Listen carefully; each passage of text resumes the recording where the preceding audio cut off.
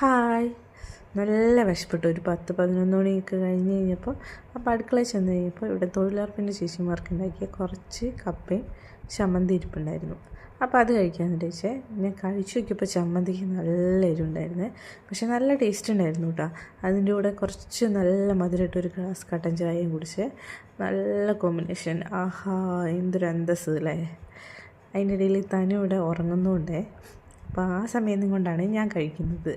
നിങ്ങൾക്കും ഇങ്ങനെ മധുരക്കിഴങ്ങ് അല്ലെങ്കിൽ കപ്പ, ചേമ്പ് അങ്ങനെയൊക്കെ ചമ്മന്തി കൂടി കഴിക്കാൻ ഇഷ്ടമുണ്ടോ എന്നൊന്ന് കമൻറ്റ് ചെയ്യണേ. എനിക്കെന്തായാലും ഇഷ്ടമാണ്. അപ്പോൾ നല്ല ടേസ്റ്റ് ഉണ്ട് കേട്ടോ. അപ്പോൾ ഞാനിതങ്ങ് കംപ്ലീറ്റ് ചെയ്യട്ടെ. പിന്നെ എൻ്റെ ചാനൽ ആദ്യമായിട്ട് കാണുകയാണെങ്കിൽ ഒന്ന് സബ്സ്ക്രൈബ് ചെയ്യണേ. പിന്നെ വീഡിയോ ഇഷ്ടപ്പെടുകയാണെങ്കിൽ ആ ലൈക്ക് ഒന്ന് അടിച്ചിട്ട് പോകണേ. അപ്പം എൻ്റെ സൗണ്ട് ഇങ്ങനെ അയക്കുന്നത് എനിക്ക് വയ്യാണ്ടാണ്, പനിയാണ്.